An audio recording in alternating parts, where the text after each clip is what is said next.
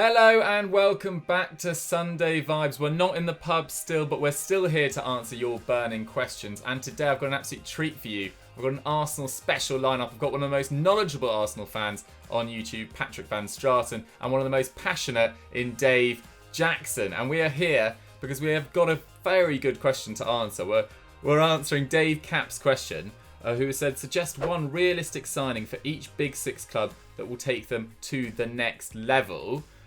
Dave, we'll start with you. There's been plenty of speculation that Arsenal could bring in Coutinho this summer. What do you make of that? Well, I'll take it. And the reason why I'll take it is because this is my like, rationale, right? There is a bit of logic to this. So Ozil's obviously not getting any younger, right? You know, despite having a bit of a turnaround in form since Arteta came in, I think we have lacked that player that can unlock a defence, particularly at the tail end of, what's his name, Unai Emery's kind of reign. So Ozil, still one of my favourite players, despite, the lack of numbers. And again, I'm speaking from my heart here. I don't have any numbers to actually back it up. But yeah, so I would definitely take Coutinho because, again, he's a top quality player. I know he hasn't really done it for Bayern.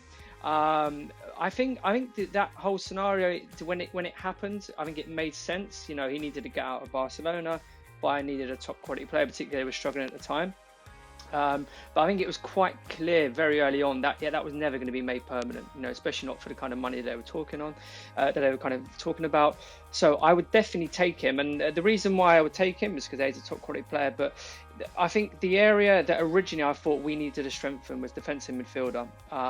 And the reason why I'm saying that is obviously because we are still very vulnerable when teams kind of. It's not necessarily when they take the game to us. It's we kind of don't have that defense midfielder to actually break down an attack to stop you conceding such cheap goals, particularly when we're pressing high up the pitch and then it's one or two passes and we've kind of like conceded a goal. We need that defensively minded player. And the reason why I've changed from potentially making a defensive midfielder a priority for us and bringing in a player like Coutinho is because I think Granit Xhaka, the last couple of months playing under Arteta, he definitely found his confidence again. He found his form again, and he was arguably one of our best players.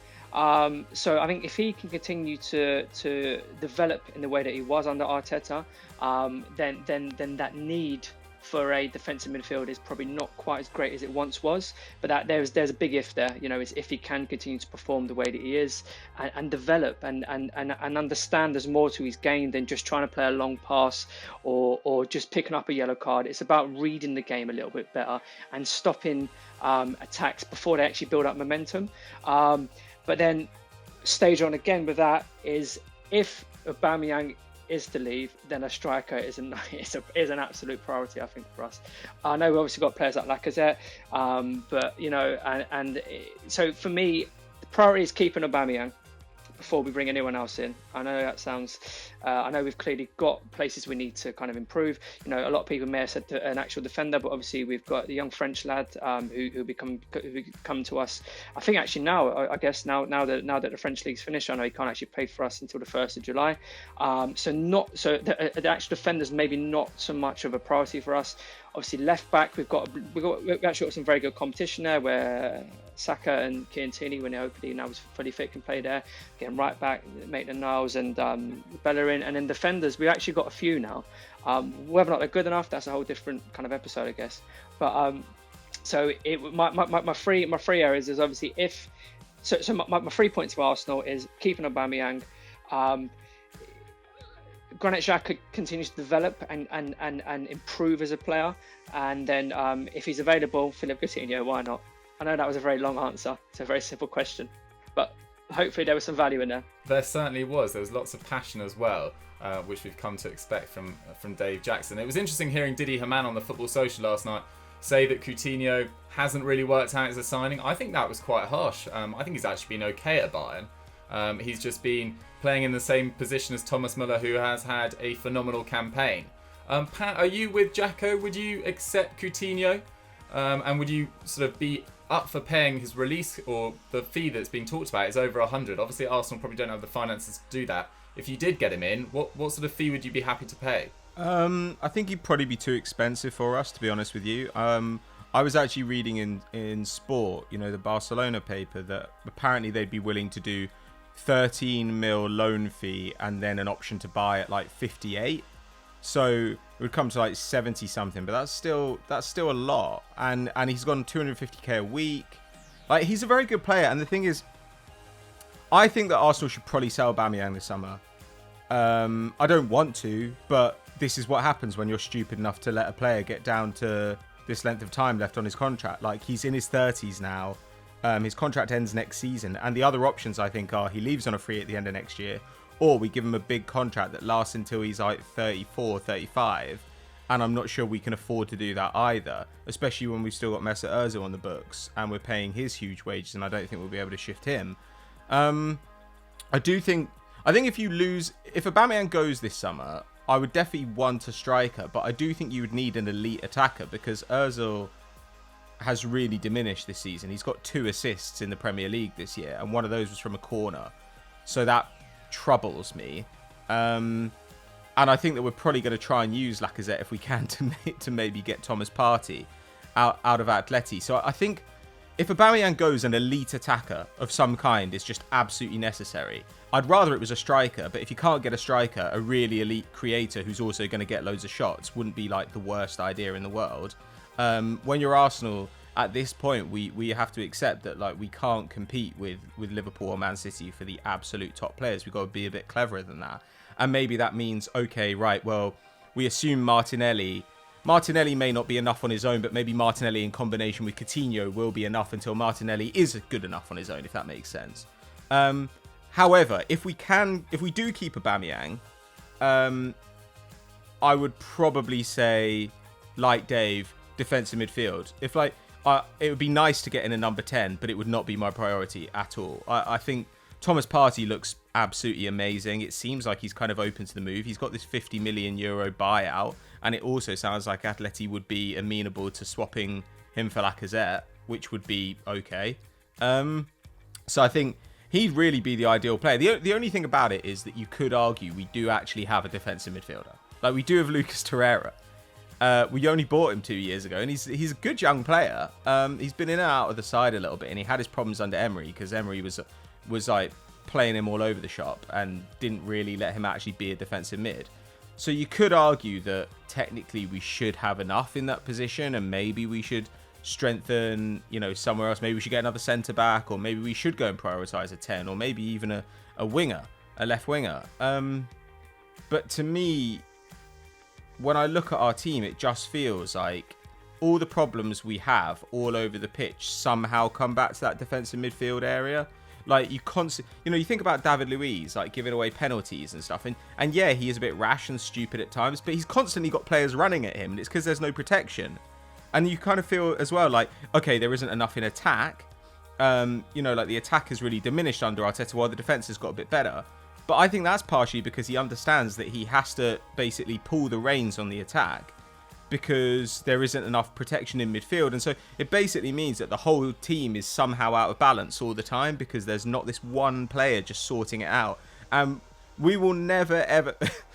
Nothing is better proof of how amazing Santi Cazorla was for this football club. Like, the way that our team just completely refuses to function since he left. It's absolutely ridiculous. And so I would probably prioritise somebody like Partey, but it all really comes down to Aubameyang. It comes down to what happens with him. Yeah, fair. For my 2-piece on it, I would get another 10 in. I'd look to move on Ozil and his wages. He's really not justifying it anymore. He doesn't have the physical capabilities to play in Arteta's sort of style either, by the looks of things. And having defended him for so long, when he was sort of underused by Wenger in his last few years, chronically underused by Emery, he's now really not justifying his wage one bit. So I'd look to bring in Lorenzo Pellegrini from Roma. He's got a 30 mil release clause, supposedly. He's been at Roma for 3 years now, since joining from Sassuolo. He's got at least 5 assists in all of those campaigns. But this year, he's really stepped it up. So he's got 1 goal and 10 assists in 23 League and Europa League games. He creates over 3 chances per game. That's only topped by Buendia and De Bruyne in the Premier League. Decent amount of shots as well, 2.9 shots, over 2 tackles and interceptions, which is higher than Ozil's, I believe. So you do get a certain amount of protection if you play him in that 10 role as well. very good, solid dribble numbers as well.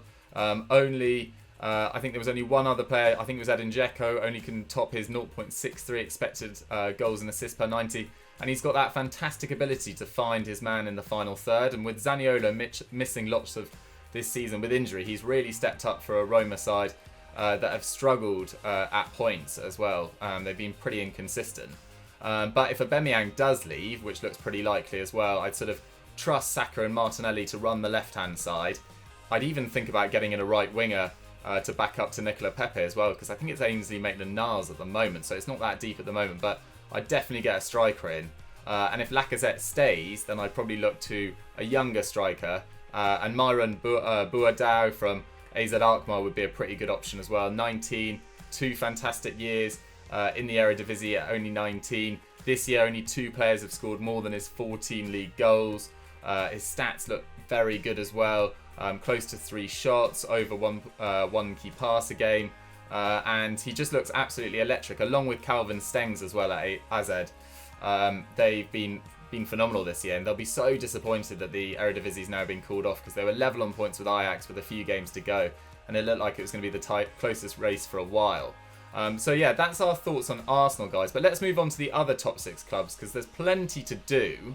There's particularly 3 of main interest. I think Liverpool, Man United, it's quite clear what they want to do, and Chelsea, there's a couple of key places, but there's some real work to be done at Man City, particularly in defence. Pat, who do you think Man City should go for? I mean, obviously they've lost more games this season in the league than they had in the previous 2 combined, and conceded a hell of a lot more goals than normal. What do you put that down to, and who would you look to bring in to address that? I think they got a little bit unlucky in a few ways. Like, I think Rodri came in and has been okay, but is clearly a step down on Fernandinho over the last couple of years, where Fernandinho has just been amazing in the middle of the park. And that, combined with the fact that Laporte got such a long injury, I think it totally destabilised like the centre of midfield and the centre of defence. And doing both of those at the same time is hard to deal with. But I was thinking, automatically I was thinking a centre-back. But when you actually look at their centre-back depth, when everyone's fit, which is a big, kind of if everyone can be fit, they do actually have a lot of guys who can play there. I mean, they've got Laporte, Stones, Otamendi, Fernandinho and Walker can all play there. That's kind of a lot. I mean, on the other hand, another starting quality centre-back would probably be sensible. But then I also think, but if you don't strengthen in central midfield and Rodri doesn't take a step forward next year, or he gets injured, you literally have no one. Then you're playing a midfield of maybe Gundogan and Bernardo Silva and De Bruyne, and Bernardo Silva. Those are all good players, but none of them's a defensive midfielder. None of them's really going to shore things up in the middle of the park. So I don't know. I kind of feel like you need an all-round mid, and you need a centre back. I think Skriniar seems to be the guy that they're interested in at centre-back out of Inter Milan. Whether they can get him or not, I don't know. But he's obviously a fantastic defender. He's played in a 3. He's played in a 4. He can pull out wide. He's pretty good in open space. He's a very, very good passer.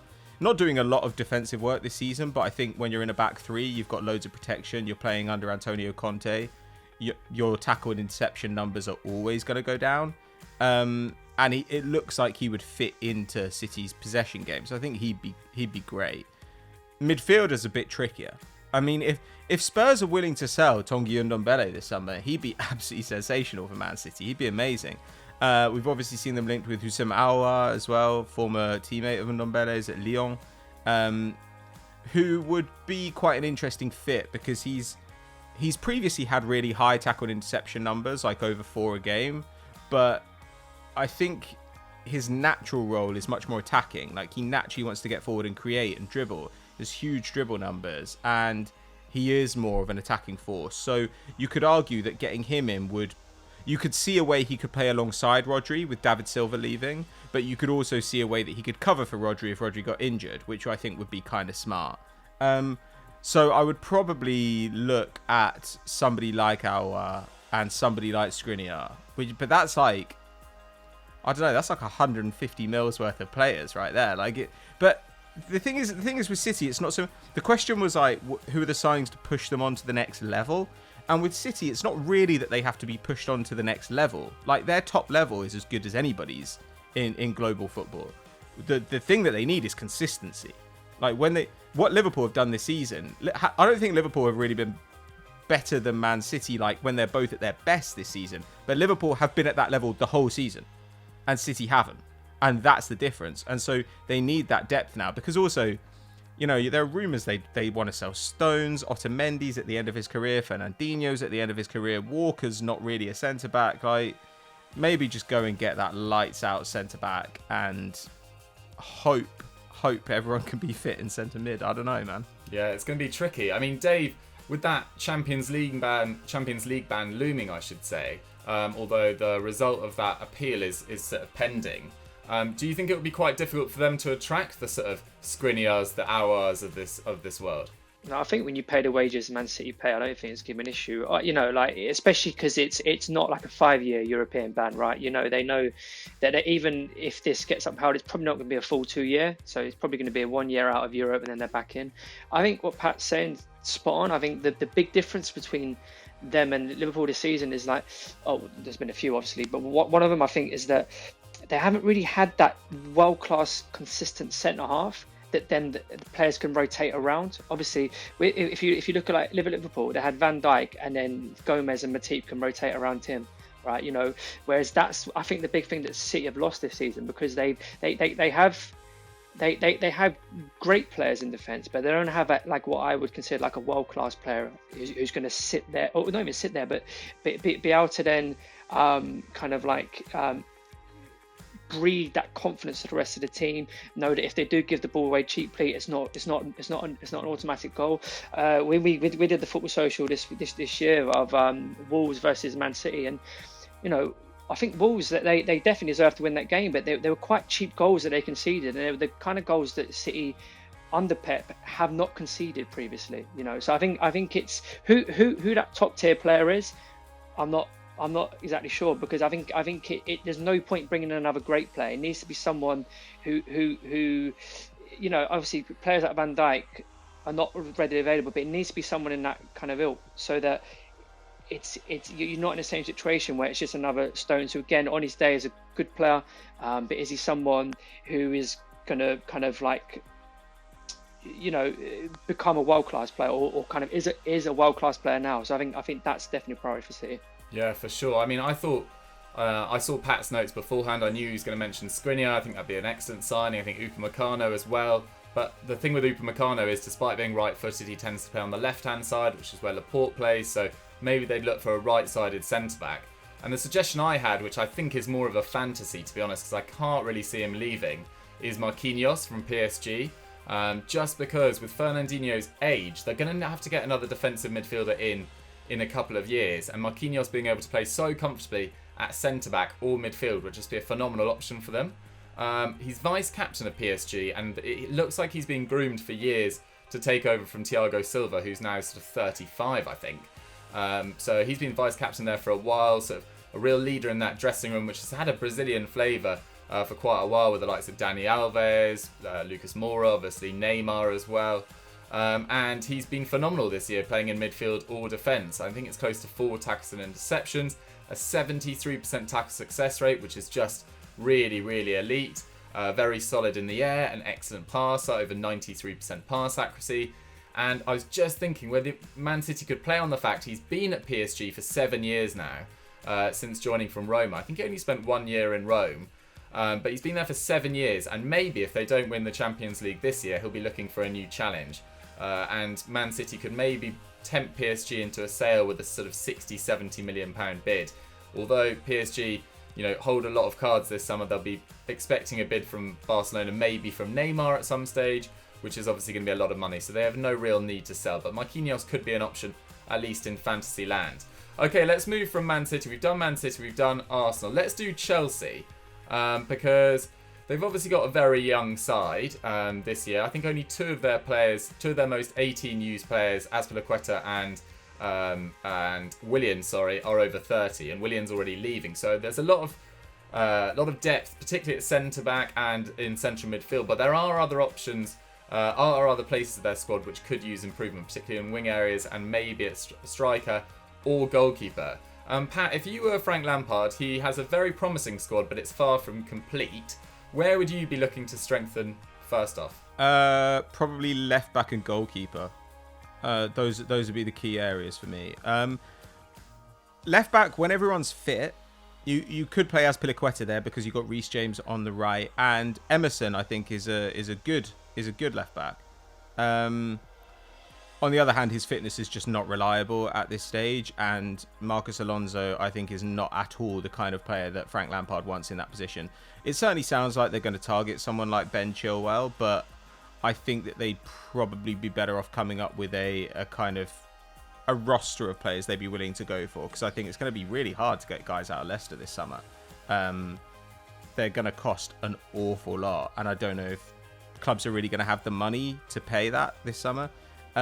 So we talked about this before. There are really young guys in La Liga like Pervis Estupiñán that you could think about. But there's actually kind of a dearth of top quality left backs around right now. I think it's quite hard to find really outstanding fullbacks. Jose Gaya they've been linked to as well from Valencia. But to me, I think that if there's one clear area where they can definitely upgrade, it is goalkeeper, because I think Kepa's awful. I think really, he's really bad, man. Like it's great that he's so bad and he was so expensive. Like the combination is so amazing. Because he literally cost what Arsenal paid for Nicolas Pepe, and Nicolas Pepe's had his critics, but my God, I mean Kepa has like the lowest save percentage in the Premier League. He's awful. And the thing is, it wasn't like it was good in Spain. Like when you go back and look at it in Spain, you think, well, it must have been good in Spain to attract Chelsea, and Real Madrid were obviously linked with him as well. But it wasn't. It was always terrible. Like he's never put up good numbers in a campaign. And it's not even about his numbers. Like when you watch him, you just think, I don't trust this guy at all. Like every now and then he makes a spectacular save, but he is not consistent in the least, and he'll make stupid errors. And even his feet, his kicking was meant to be the one thing where it was like, you know what, he could play out from the back. And I just think about that Everton game this season where he just played a loose pass out of the back and Everton went and scored. Like he's such a liability. And I think Andre Onana is a really good shout for them out of Ajax. He's 24 now. He's again played in a solid footballing side. He's a really aggressive goalkeeper. Like he comes out and claims crosses a lot, which I think really settles a back line. And when you've got quite a young team like Chelsea have, that's probably really helpful. He's just excellent, proven at the highest level. Like there's nothing that I don't like about him. They should go and get him. The only question is whether they can sell Kepa, because there are rumours that like Valencia might be interested or whatever, but how much are you willing to take for him? Like how little, rather? Like if a club says we'll give you 20 mil, are Chelsea going to say, oh God, like 50 mil loss in 2 years? Are we willing to accept that? Because they probably should, but I can understand why they wouldn't want to. Yeah, there was an element of that before the enforced break as well, with Frank really sort of, he's benching Kepa for a few games. It felt like everyone was slightly realising that what we've argued for quite a long time was actually quite true. I mean, they've only conceded one fewer goal than Brighton in 14th, and only Everton have conceded more. So their expected goals against should have been about 8 lower, and only Everton have conceded more in the Premier League.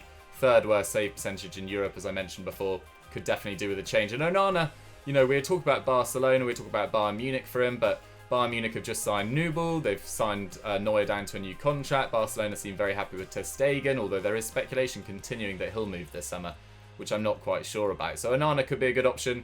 If they can't get him, someone like Thomas Strakosha from Lazio. They've had a phenomenal campaign, fewest league goals conceded in Italy. I think only Real Madrid, Atleti and Liverpool have conceded fewer in Europe's top 5 leagues, and he's just a very accomplished all-round goalkeeper. Good shot stopper, good at claiming crosses, very good with the ball at his feet. I don't think he'd cost an absolute arm and a leg, and with a fair amount of experience as well. I think he's 25 and has played at Lazio for a good few years now, so he could be one option. Dave, have you got... I mean, Willian is leaving this summer. Pedro is potentially leaving this summer. Hudson-Odoi has been inconsistent, I think.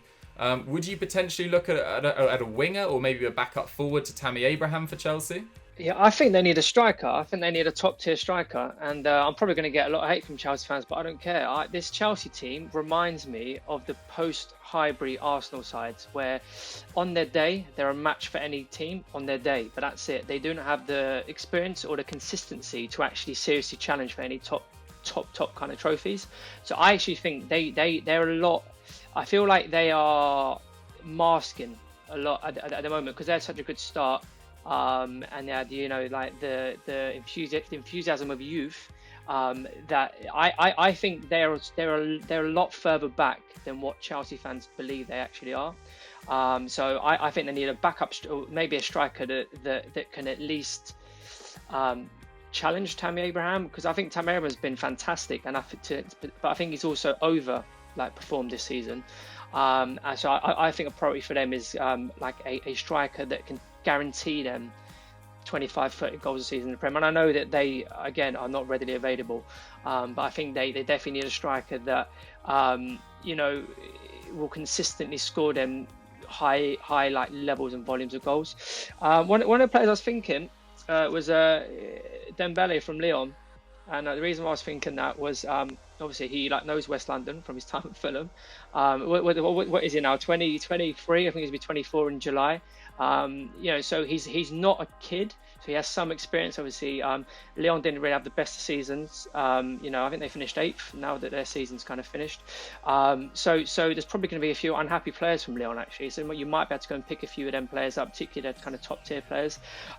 So I think he'd be a very good signing for them, and I think he'd be someone that would at least push Tammy to be better, which is kind of what they're after, right? They need to make sure that this isn't a flash in the pan and that he can do the same level of goals that he got this season again next season. If he can do that, similar to what I kind of said about Harry Kane a few years ago, I really hope that Harry Kane would just be like a one season wonder, but as it's proved to be, he's actually a top tier kind of striker. So that's kind of what I want to see from Tammy Abraham as well, especially from an England point of view. I want to see that can he go and get these levels of goals next season and the season after, which if he can, then they've got a really good player on their hands, and maybe my first my assumption on them might not be quite as correct as I first thought, but I think Chelsea need a lot more work than just one player. Fair enough. Dave, I've got a scenario for you, just quickly before we move on to... They're not having Aubameyang, no. Yeah, I was going to say, okay, they offer 50 mil for Aubameyang, do you take it? No. I'm sick of seeing our best players stay in the Premier League. Not happening. I would prefer him to go for free to Spain at the end of the season. But that's me talking with my heart. That's not with my head.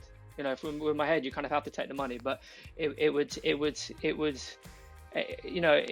doesn't make it doesn't make sporting sense. I guess financially it does, but for me that would be a bit of a nightmare. Fair. Okay, let's move on to Spurs because Vertonghen is leaving this summer. Eriksen has left in January. Mourinho hasn't really got a bump out of that squad as many expected.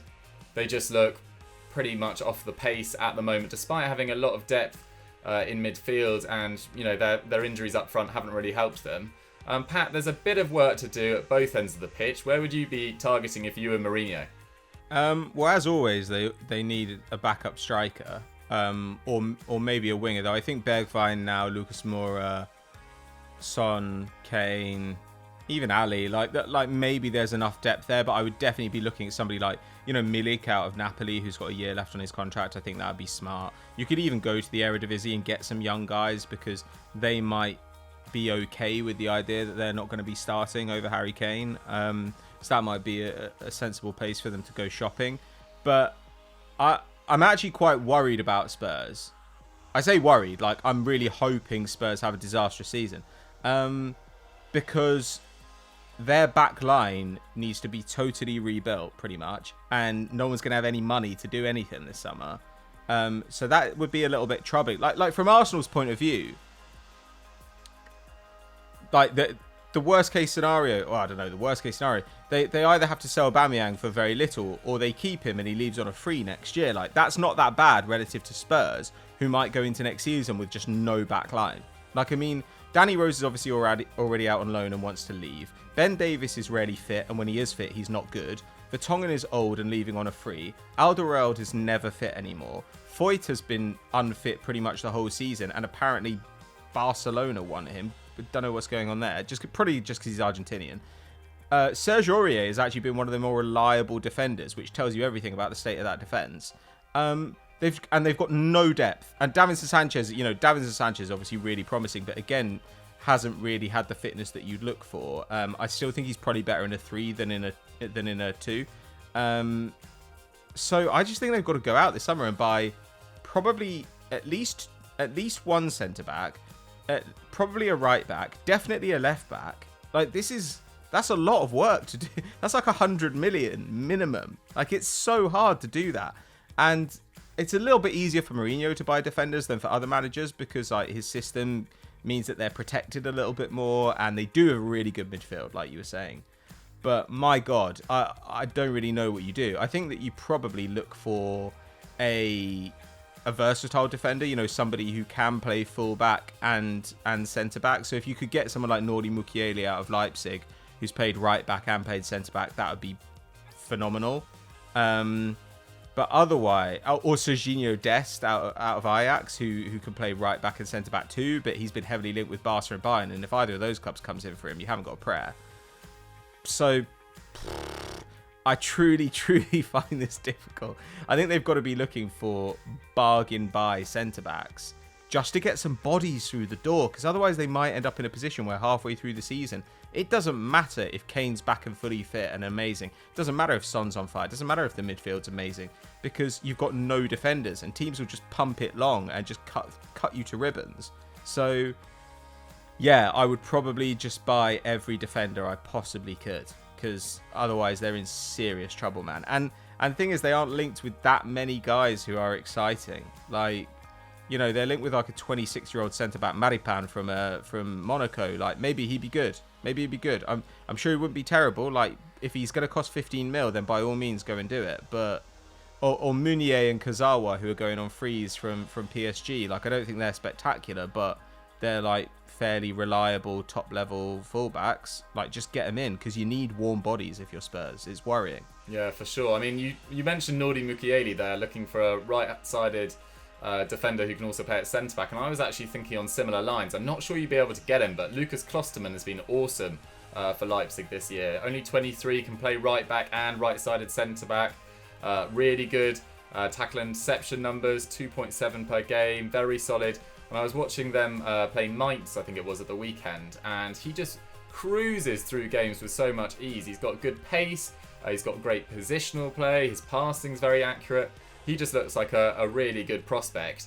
The only issue is that with Upamecano attracting interest, with Werner attracting interest, maybe Leipzig will just, flat out refuse to sell another one of their stars. And there's also been no speculation of it whatsoever. But if I was Mourinho, that's the sort of calibre of player I'd be looking at. And you mentioned Milik as well. Yeah, I was writing about him for Euro Transfer Talk this week, and it just makes so much sense. He's never been a guaranteed starter at Napoli just because of his injury issues and their sort of depth in forward areas over his time there, but always been a reliable scorer, and his numbers this year are really exceptional. He's been a fantastic finisher for them.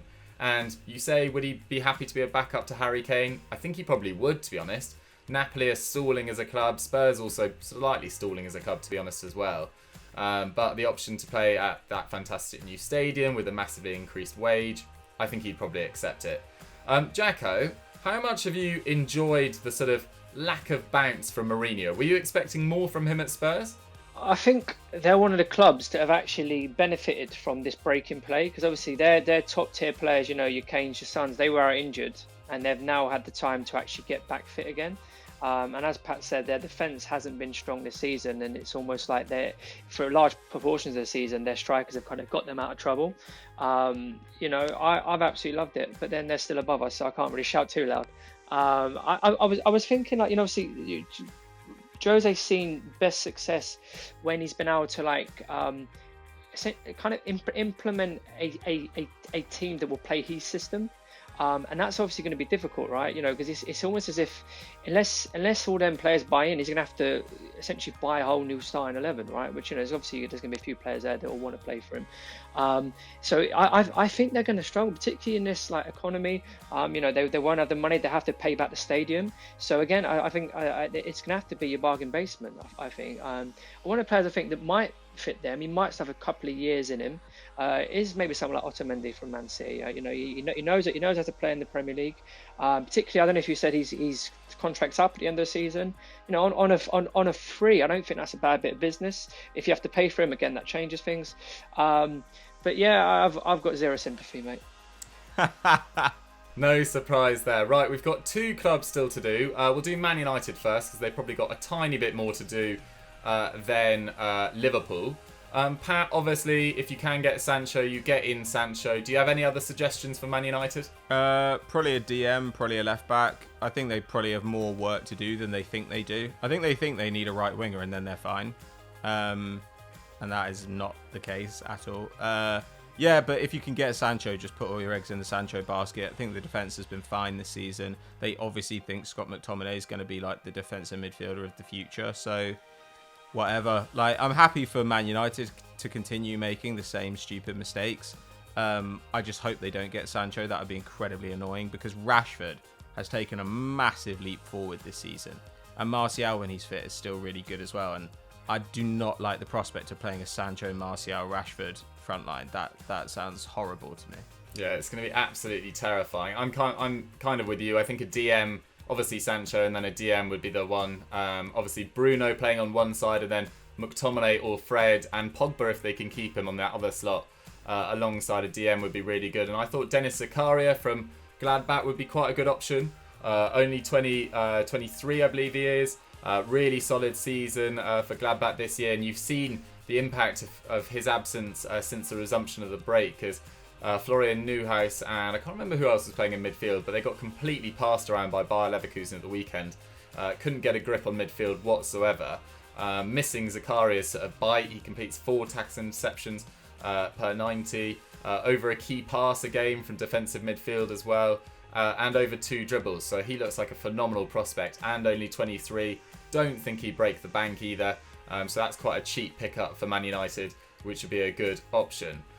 Dave, have you got anything else for Man United? I think it's just, I think the perfect, if they could get the perfect Simon, I think would be Sancho. I think that one of the biggest things that United don't seem to have anymore is that fear factor. And I know fear factor doesn't win you the games on its own, but as you say, Rashford, you feel you could nullify him.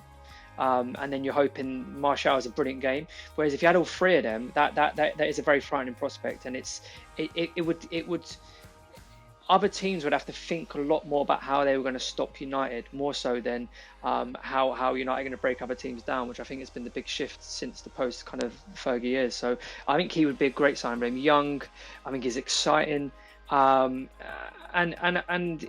it's not just like the sign of a player, what it can do for your team, but it's what it can also do for your actual club as well. Remember when we signed Mesut Ozil, it was such a big deal for us because we can actually go out and splash the cash on a world-class player, and it kind of lifted the whole kind of club. So I think Sancho would be that level of a signing for Man United if they could get him. And I think he would be a great signing for them. Yeah, he'd be absolutely phenomenal. We'll just briefly touch upon Liverpool because there's really not much to do. If they get Timo Werner, that's obviously a phenomenal signing. They could do with a backup left back as well. We've talked about that for years. Someone like Remy Benson-Barney would be quite a good option from Gladbach. He's had a really good last couple of months after breaking through ahead of Vent at left back. Pat, my question to you is, okay, say all these signings come off that we've mentioned in some weird world that would never happen. Who do you think could challenge Liverpool next year? Is it just a case of Man City, or do you think someone like Chelsea or Man United could be closer? No. I think it would just be City. United need more than that, man. They're still really thin in so many places all over the pitch. Thin at centre back, thin at full back, thin in central midfield. And Chelsea could get there one day, but they've got a lot of young players who are more around 2021, and if they can keep all those guys together and they all stay fit and all develop, then maybe when they're 24, 25, that's when you'd expect them to have a really good shot at challenging. So no, not really. I think after this season, people will expect that Liverpool will be miles ahead next season as well. And I actually think that if City do the right signings, it won't. I think it will be really, really close again. It'll be much more like last year, because a lot of weird stuff happened this season. So there will be a title race, but I think it'll be two horses for as long as Guardiola's there. Fair enough. Very, very good answer there. Yeah, I can't really see it being anything else other than that. But yeah, that's our suggestions for what the top 6 should buy this summer. Let us know what you guys thought of it and who you guys think they should buy this summer. And let's move on to quickfire questions. Our quickfire question this week comes in from Karam Arib, and he asks, what are your favourite football-related books that you've read in your life and will recommend to everyone? Jacko, what's your favourite football book? I think my favourite is probably Fever Pitch. I don't know if you guys have heard of that. It's a Nick Hornby book, and it's about the 1989 season where Arsenal clinched the title with the essentially last kick of the game. It's written more like a diary, but it's a very enjoyable read, particularly for me as an Arsenal fan. But then I've also been using this book as a stand for my laptop. I don't know if you guys have ever read this. It's really good. It's about how the Premier League essentially became the richest league in the world. Because it was only what was it like pre Sky, when there wasn't that much money. It was all about Serie A. La Liga was always strong, or whatever Liga was called back then. But I would definitely recommend this book. It's you can probably get it quite cheap off Amazon, and other book sellers are available. But yeah, this book here, I'd definitely recommend it. The Club. Pat, you're a big reader. Are you a football book reader? Not really. I've read a bit of Pep Confidential. I'm facing some of my bookshelves, and I was just looking at them and trying to see if there are any. There are a couple of football books on there that were gifts that I've never read. Because it's that thing, isn't it, where people are like, "You like football? Let's get you a book about football." You're like, I don't actually really like football outside of watching it and playing it. Like I don't really need the rest. But I read a bit of Pep Confidential. It's all right. Like there are bits of it that are quite interesting, but it feels a little bit like a busman's holiday. Like since I started working at Football Daily, my interest in like reading a football book has kind of disappeared, because we do football all the time. So I feel like you've probably read all the weird autobiographies, Dukes. I do like an autobiography, actually. I read Sir Alex's, which was quite good, called Leading. I read Carlo Ancelotti's, which was quite nice, just hearing sort of his ex-players just wax lyrical about how great a man-manager he was. I enjoyed that. I also read the Romford Pele, Ray Parlour's. Bloody hell. Which was mainly just about him going down the boozer and just getting absolutely smashed. It was all the old stories. They were quite entertaining, but yeah, it wasn't very informative, really. I didn't learn anything new. But yeah, that was quite good. Okay, so we've done reading books. We'll just do one personal question, and it's a pretty big one, but it comes in from Josh, and it says, do you guys believe in ghosts? No, but I put this in when I was canvassing the questions because I know that you do. Well, yeah, I do, actually, I think. I'm sort of like 50-50 on God, but I do believe in ghosts, to be honest. I've been in creepy houses, had weird experiences, and I can't be bothered to get into it now. I'll get into it on a podcast one day, but there was this really scary house we used to stay at every summer on the west coast of Scotland, and it was freaky as... and people used to write in the visitors book all these stories about seeing ghosts there, and there were hundreds of stories. So I just didn't think hundreds of people were wrong. But who knows? I'm not sure. Jacko, do you believe in ghosts? Sorry, hang on. Can we just stop? Sorry, so you don't think hundreds of people are wrong, but on God, you're like 50-50, where like literally billions of people are like, there's a God. I think a lot more people have seen ghosts than have experienced God firsthand. It depends what you mean by experience. Okay, sure. But okay, fine, yeah. But I that we'll leave the philosophy for another day. Jacko, where do you sit on ghosts? On ghosts, I believe in God, so I believe there is something there, like like the actual like kind of scary ghosts, as it were. I've got no time for that whatsoever. As in like kind of ghost stories and being haunted and stuff like that. But I believe like your kind of people, they are still with you, if that kind of makes sense. but not the scary ghost. I've got no time for that. Not like the woman in black. No, yeah, none of that bollocks. Oh, that is a terrifying movie and play. Just horrible. Anyway, that's enough of Sunday Vibes and Ghosts for this week. I hope you guys enjoyed the show. Let us know what you guys made of it in the comments down below. Pat, what should the good people go and do now? Podcast is out, obviously, on YouTube and through whichever podcast app you use. Subscribe. We are doing slightly more YouTubey content at the moment, so we've got some big stories for you right now. But please continue, if you enjoy the content, even if you're watching on YouTube, please continue to subscribe and download the podcast, because it really helps us as a channel.